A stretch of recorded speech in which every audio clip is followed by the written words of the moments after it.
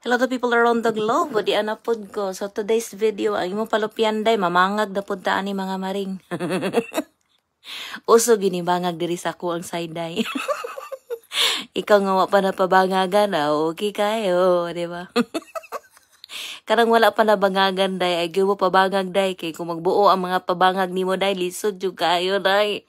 Labi na ng mga panahon na. Magpabili na lang yung kang kipot.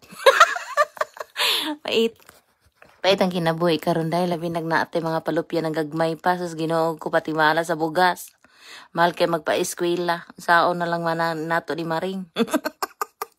Magay niya akong palupyan day kay isa ra gyud to nga akong gihimo day. Mo nang kung magpabangag mo pag isip-isip gyud mo daan no.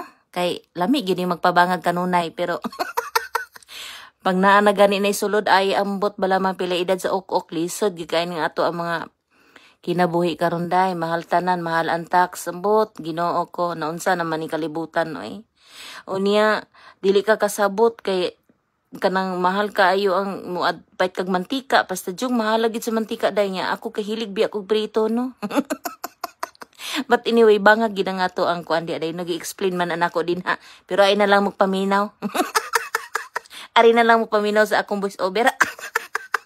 Ako ngay good vibes lagi kay ko ni kanunay day no. So inana akong kinabuhi nga re. Mag-chop kog sakyanan ingon ana ra gid ka simple, di ba? Di na simple day. Gamitan na nato siya palita.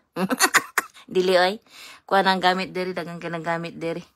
Ay Ginoo ko, mo ni akong kinabuhi diri kanunay pag mag-chop kag sakyanan ang lisod gyud kaayo day kay kana sa lisod pati mang daghan kay kuti day. Katong ginaagian sa kanang unsa ni sa basta mauna to. Kapoy si Reels day oy. Lives and comments and share. Thank you. Love you.